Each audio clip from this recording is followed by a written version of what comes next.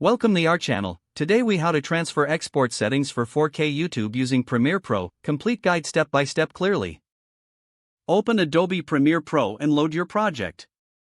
Make sure your timeline is properly set up and edited according to your preferences. Go to the top menu and click on File. Next, select Export and then click on Media.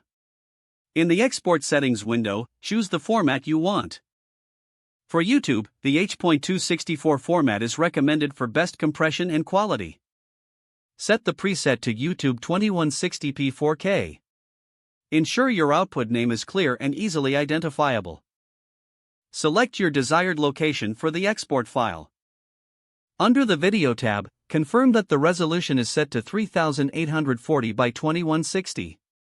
Set the frame rate to 30 frames per second, or 60 frames per second based on your original footage. Uncheck the Render at Maximum Depth option unless you need higher quality.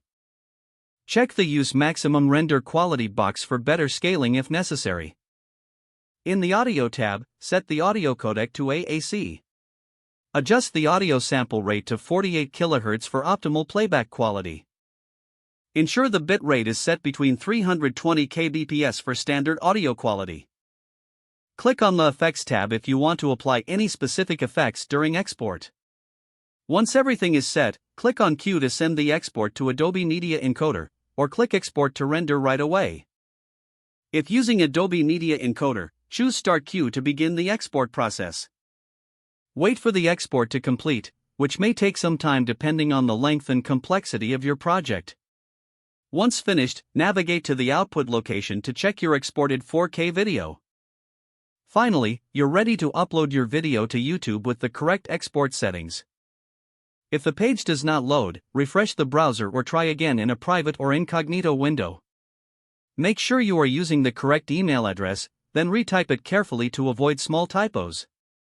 If your password is not accepted, use the Reset option and create a new strong password you can remember.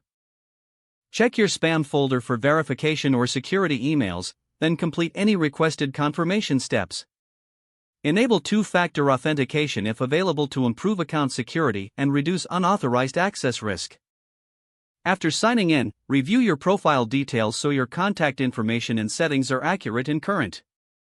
If you see an error message, note it down and try again after restarting your device and internet connection. Log out when you finish, especially on shared devices, to keep your account and payment information secure. If the page does not load, refresh the browser or try again in a private or incognito window.